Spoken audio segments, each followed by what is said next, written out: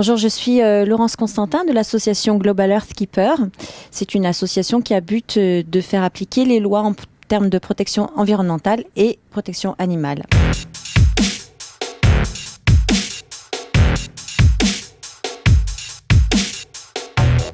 Donc, vous l'aurez compris, il est large parce qu'on n'en a jamais fini. L'environnement, on s'attaque beaucoup aux déchets, aux décharges sauvages. Ça fait depuis 9 ans qu'on fait des actions de dépollution et elles s'intensifient. Et au niveau de la protection animale, on s'attaque aussi beaucoup aux animaux torturés, maltraités. On travaille aussi parfois avec les services de l'État quand c'est nécessaire. Alors, on ne fait pas que la plage, et ça j'y tiens vraiment.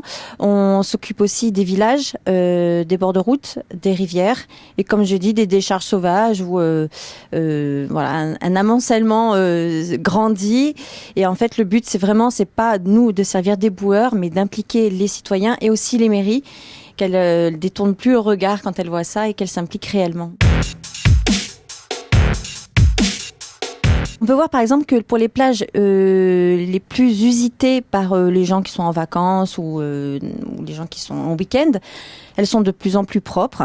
Je pense qu'elles sont aussi de plus en plus nettoyées et c'est pas parce qu'il y a de moins en moins de déchets ou de plastique. Le robinet est toujours ouvert, mais il y a quand même des gens qui s'investissent de plus en plus là-dedans. Concernant les décharges sauvages, malheureusement, ça, tant qu'on n'aura pas pris le problème vraiment à bras-le-corps, mais au niveau de l'État, ou au niveau des mairies, ça continuera tout le temps. Et le problème, c'est qu'il n'y a pas vraiment de solution, peut-être à part mettre des caméras.